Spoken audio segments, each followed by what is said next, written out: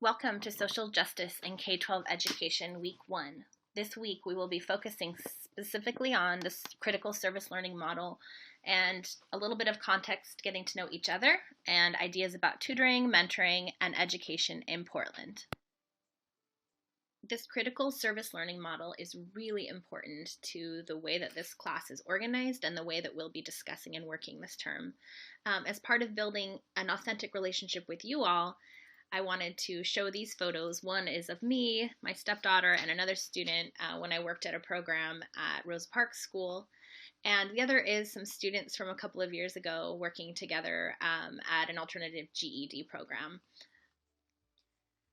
The three key elements of Dr. Tania Mitchell's model of critical service learning are building authentic relationships, redistributing power, and working in a social justice framework. What does it mean to be working from a social justice perspective? In a social justice orientation, you are an agent of social change. We do this work in a political and historical context. We seek to challenge unjust structures. We will address systemic reasons for inequity. This experience is both about your own experience and reflection on the self and about deeper community problems and working to dismantle oppression. Important questions to ask are, what injustice or injustices necessitate this community work in the first place? How can we work to end the need for this community work? And what are the possibilities and the consequences of our engagement in this community work?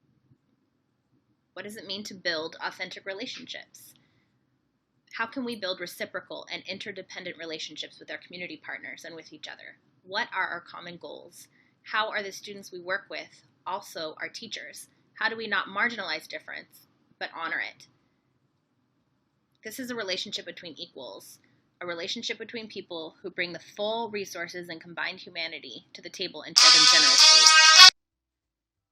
Building authentic relationships within this model means that we need to ask how we can build reciprocal and interdependent relationships. We need to think about what our common goals are and how our students that we work with are also our teachers. I really love this quote, and I hope we can talk about it this term. Remens says that service should be a relationship between equals, a relationship between people who bring the full resources of their combined humanity to the table and share them generously. How do we work toward redistributing power? We need to acknowledge and discuss the power relationships that are part of this work, both in the classroom and in the community. We need to think about what unjust structures have created these power relationships and how we could be in collusion with these unjust structures and how we can act against them. Again, what are the unjust structures that have created inequity and power in our relationships? How can we decentralize our own needs in this work? And how can we truly listen to and amplify the voices of our community partners? Let us all commit to exploring these issues together, both in our classroom, online, and also in the community where we work with young people and teachers. I look forward to a great term where we all learn a lot.